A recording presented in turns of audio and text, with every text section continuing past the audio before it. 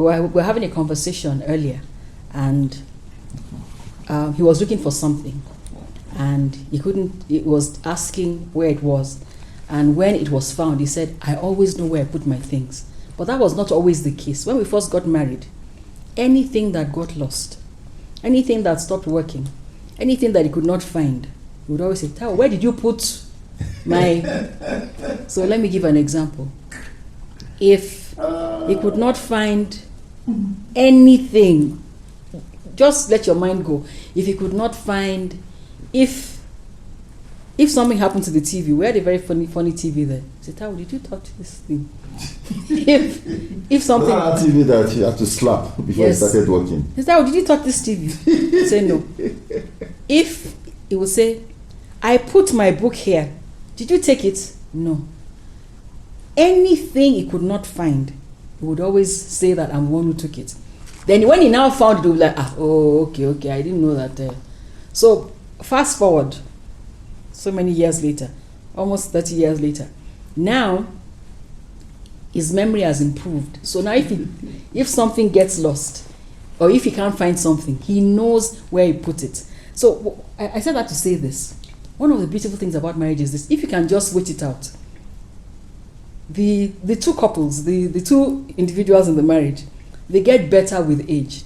So his memory has improved, and I have become more patient, and it is a good thing. No, if you say his memory has improved and I've become more patient, that means that doesn't add up. His memory has improved. He's a better person, so he does not task your patience like before. Yeah. So it's not that you became more patient. So now, let me tell you how he is now. Now, if he takes this, if he touch his phone, yesterday the phone was like this, and it moves like this. Someone touched this phone because I left it like this. That's why the children always make fun of me and said I have. It never used to be like that. So I just want to, if you're just patient, that's where I'm going. If you're just patient, all the various quirks and unusual things in the other person, they lose them. No. But Taiwo, I think that is a vague statement that, in the world we're living in now, can be misunderstood. Okay, so how should I say it? Because it's an assumption that they will get over those things. Some men don't. Okay. Some people don't get over. Yeah. In fact, they grow worse as time goes on. And I think the important thing is that we all need to be aware that the person you married is not going to be the person that you will be with in 10 years. Let me explain that. We're constantly evolving, constantly changing. Now, where the challenge comes is this. If one party is evolving and you have refused to evolve, so that means you are still the person that got married, but your partner has evolved.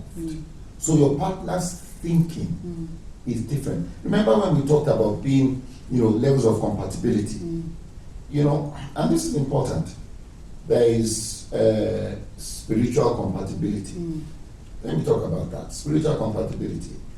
And these are things that you need to iron out. Spiritual compatibility is, I want to tithe, my wife doesn't want to tithe.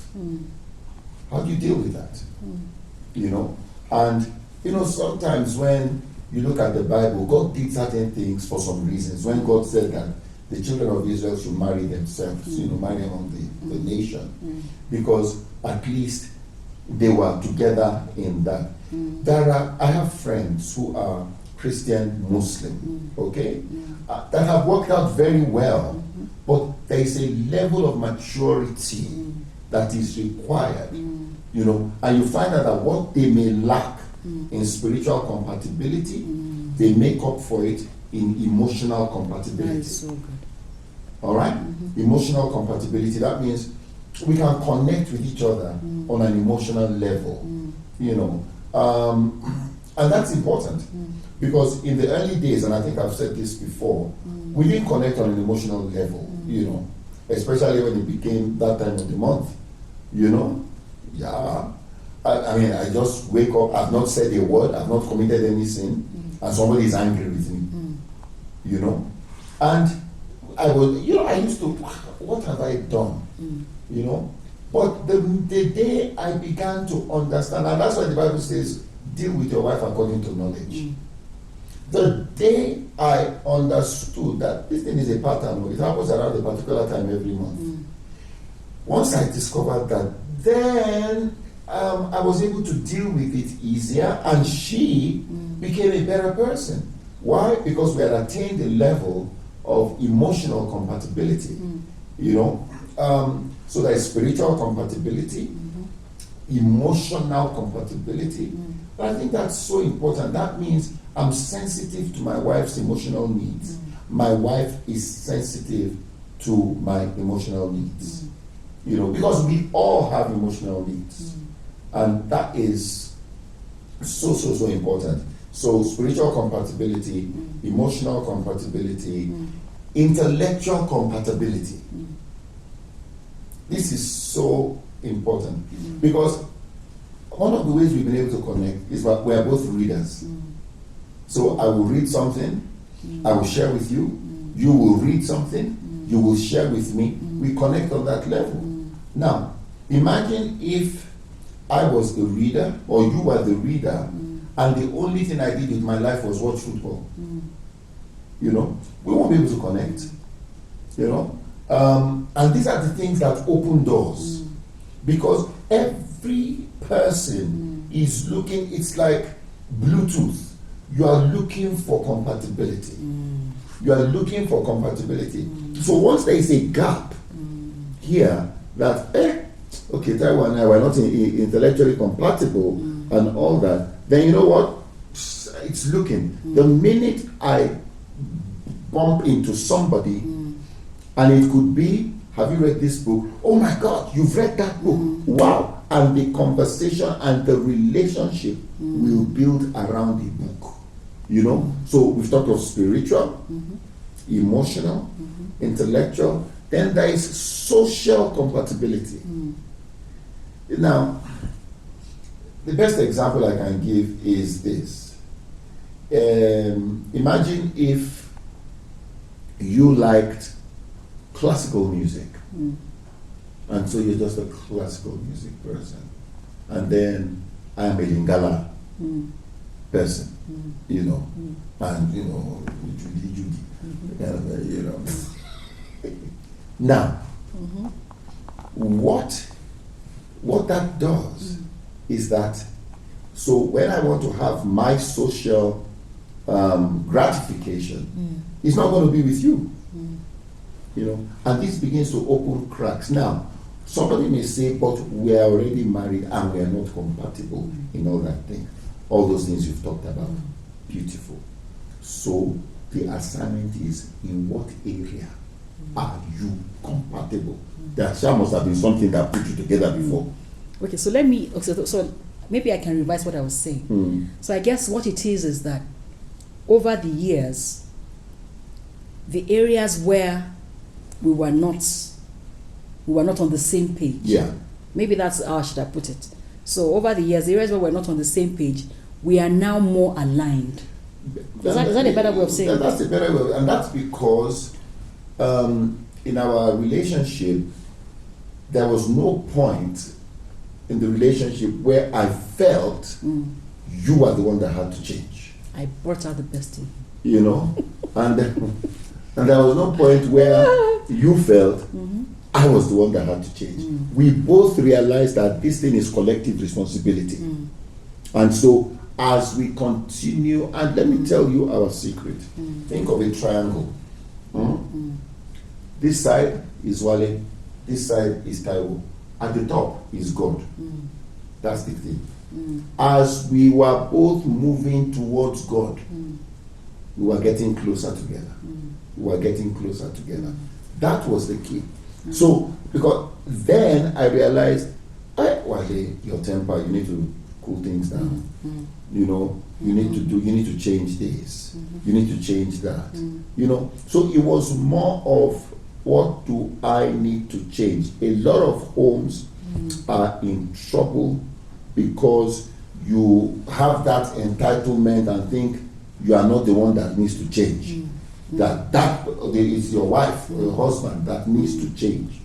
But I can assure you, the day you take the responsibility of saying, I am going to change some things in my life, that is the very action that will trigger off change in your spouse. You know, I can say that marriage requires such a level of maturity. I'm not sure that when we first got, I'm not sure that either of us, obviously we're not as mature as we are today. Part of the commitment that we make, whether it is known or unknown, when we get married, is that I am going to do everything to make sure that this marriage works. So once you've made that commitment, that's a commitment we all make. That's a commitment that whether you're married for 6 months, for 7 years, for whatever, that's a commitment we all make.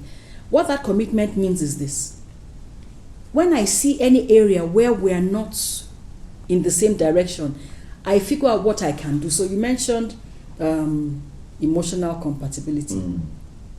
I can't remember the example you gave, but all I can think is I study my husband just like he studies me. So I look for, I can tell where he is at emotionally, and I look for ways to help him. And that doesn't come by guesswork. It comes by studying. You see, a lot of people are in marital wahala because they've not taken time to study. These are not things they teach you in high school or in university. You need to study. It's going to be learning by observation. You know, learning by observation that whenever I do this, this is the response it gets. When I do this, and then when you build your communication, then you can ask, you know, why do this?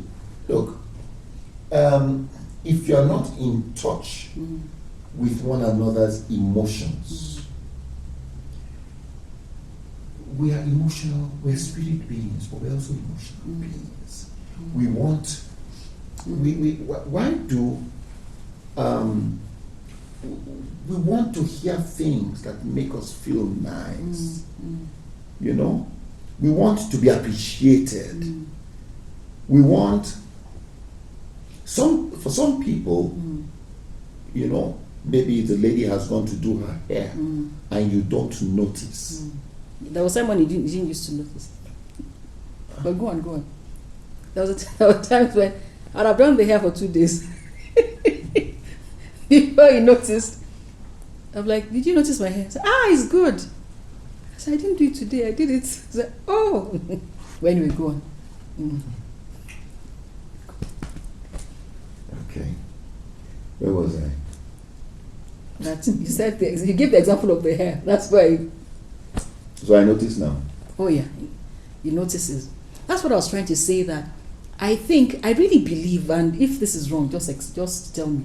I really believe that marriage gets better with age. Of course, I will put a whatever, that it gets better if you are both ready to make adjustments. That is because and that's why I feel, and that's why I feel that in the early days when things are shaky and rough, if you can just be a bit more patient and I don't want to say just ride the storm, if you can just be a bit more patient and try and figure out what is going on with the other person. What will make you patient is knowing that the other party is also making some effort. You see, it's difficult for a party to be patient when the other person is not making effort. I'll give you an example. Okay. The example of the toothpaste. When you used to, if you watched the very beginning, when we first got married, my husband always leave the toothpaste cover open, and I would always complain. And no matter how I complained, it never changed. And so I got to the point where it came to me that instead of complaining, just cover it yourself. When I did, he stopped. He stopped doing that. When I did, he felt guilty because he was doing it on purpose to get some kind of reaction. So I'm saying that to say that in that particular situation, you didn't consciously try to change, but when I did something, you now. And that's the point I'm making. Because it's a two-way street, it's two-way traffic. If one person, I think what we need to address now is, if you are making the effort to change and your spouse is not making the effort to change, where do you go from there? Because that is the recipe, that's a time bomb. That's a time bomb, because you will get to a point where you now feel, I've sacrificed, I've done so much for this guy, and he has not. And it goes both ways. I've done so much, and at that point, that's when an explosion happens, and the guy just says, you know what, I'm out of here, or she says, I'm out of here. So that is the point when he's having his affairs, she's having her affairs. Like somebody said, it was a joke, but it was a very wicked, very terrible thing about this guy, this lady who was in bed with her husband's best friend, Oh, okay. and then the phone rang. It was in the lady's house, so the phone rang, and the lady picked up the phone, hello darling, yes love, I don't know where they were, but her phone rang. Hello darling, yeah. And says, okay, no problem, that's fine. So her lover, who is her husband's best friend, now said, who was that? So she laughed. I said, it was my husband telling me he's spending the weekend with you. But you see, that's what happens when you get to a point where you feel, I have tried, I have done that, and then there is no shift from the other party. So I would say, guys, let the shift start from you. The way this thing has been designed, when the shift starts from you, it will send some unspoken signals. It will trigger off something. It will trigger off something in the other person. Let me tell you what will not work. You sitting down and making demands for change. It will not work. You will make demands for change. Before you know what's happening, you begin to sound like a broken record, begin to sound like a nagging husband or nagging wife. It will not happen. But when you make certain changes, it will trigger off. Now, if you are making changes and over a period of time it's clear this partner is not ready to compromise or make changes, then seek counseling. Yeah, that's what I was going to say, that if one party is fixed and is not trying to change, then you need outside help. And I always say outside help means someone that they will listen to, not someone that someone that they will listen exactly. to.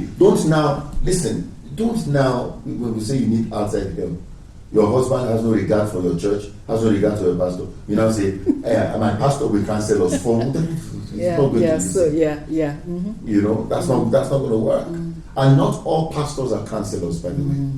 That's very important to know. Not all pastors are counselors. So you need to find somebody who is trained, somebody who understands how to do it, and somebody who is neutral. Who is not going to take sides. Yes. Yeah, who is not going to take sides. Both parties will listen to and can respect. But the change must start with you. I like what you said about being compatible on so many levels. I think generally, because you said that there must have been something that brought you people together in the first place. I think generally, when the courtship stage, there's something that attracts you to that person. That's why you got married to them in the first place. And I think that in the courtship stage, we make a lot of effort. That's just the truth. The man makes a lot of effort. The woman makes a lot of effort to be at our best in the courtship stage. I think that also when we get married, after a while, now I have him, now he has me, I have him, whatever. I think once we get married, we do not put as much effort into whatever we were doing before we got married. And I think that's probably where one of the problems. So, you said something well back about how courtship should never stop. Make the effort. Never stop making the effort. Like I've said, and I'm sure you've heard me say, I listen very, very closely to what my husband says when he's talking to me, even when he's not talking, if he's talking to maybe children, if we have guests and he's telling them something, I listen closely. I'm listening to learn more. And I'm saying that is just the truth. I'm listening to learn more. If he's talking to someone, I listen. When we have Bible study with the children and he's sharing something, I'm not listening just to pay attention so I can say what he said. I'm listening for things I may have missed. Relationships, what's the word? Evolve. That's the word you use. Relationships evolve. So there is that stage when they say that men are in their, what's that word? Where they change and they cut their hair and they buy a sports car. Midlife crisis. Yes, yeah. I think Did I ever have that one? I don't think. I don't think it had, but I'm just. I've not yet reached my. It's too late. What do you mean? What I'm trying to say is, I listen, and let me tell you the truth. This is the honest truth. I'm listening more now than I listened when we were younger. That's the truth. I wasn't aware. I was more aware of myself when we were younger than I am now. I was more aware of myself than I was aware of him. I was trying to. There was a season there where I wanted him to pay more attention to me, but now I found out that where I am now, I am paying attention to his needs, and I'm not talking sexual now. I'm not saying that that's unimportant. I pay attention to his emotional needs. I listen to what he's saying. I'm doing it so that he can be happy and fulfilled. But it boomerangs because as I'm doing that, he's also doing the same. So my husband pays attention to whatever will make me happy. And I think it's because it's like you're sowing what you've reaped. And so what I can say is, and it's something I learned this just like 2 years ago, that the more I invest in him, one would have thought that I would have known this all along. And I thought I was doing it, but actually in my case, what happened was the Lord actually told me, pay attention in this particular area. And I thought, gosh, what happened all this time? He said, pay more attention. And what I noticed is that the more I paid attention to those particular areas, particularly where his work was concerned, and doing what he was supposed to be doing, the more I did, the better it worked out for me. And you talked about intellectual compatibility and about reading. There are times when my husband will say something to me, and I'll read something that talks about what he mentioned, and I'll send it to him. Yes. Just like, this is what you were talking about. And apparently, I noticed that that excites him. That is like, yeah, that's what I was talking about. My wife, whatever. So it's a lot of work. Let me tell you a story. Imagine a guy has been at work all day. He comes home. He's tired. He says, "Oh, I'm tired." So he just comes home looking so tired, and he just sits down. He eats his food, or his food is not yet ready. So he sits down. He's reading the paper. He's looking tired, and his wife is trying to talk to him, and he's not getting through to him, and all that. Then suddenly, the phone rings, and this guy that was tired suddenly comes alive. Boom! He goes, "Hey, where are you? Okay, I'm on my way. That guy that was tired suddenly received new life. From his friends. Yeah. And then he has gone to hand out with a friend. You know what has happened? Something is touching a part of him that the wife has not been able to access. or a part of her that the husband has not been able to access. So it is so important. We talked about different levels of compatibility. You can actually have it as a conversation. You know, like again, okay, music, movies, and you don't have to be 100%. She likes cartoons. You know, I'm not really into cartoons. I want to watch many movies of America. I want to say something. There are things that my husband loves watching that sincerely, truthfully, I don't enjoy. But I noticed that... There are a lot of things you enjoy watching that I hate watching. Okay, anyway. So I noticed... My wife likes watching... My wife likes watching disasters. Tsunamis, earthquake. She's our go-to person in this house. Recently, my son asked me, Mom, can you tell me the top disaster movies that I can watch? I said, I couldn't even believe it. Without thinking, I said, you'll need like a tsunami, earthquake, maybe a volcano, and some flooding. Anyway, so that's why we're not compatible. I don't like watching that. So there are things that he does, he watches I don't enjoy watching. But I have learned that if I will sit through something that he enjoys that I do not fully, really enjoy, it opens the door for us to talk, and that he is more open to something that I may want to watch. Yeah. You know, so that's what I was going to say. So it's give and take.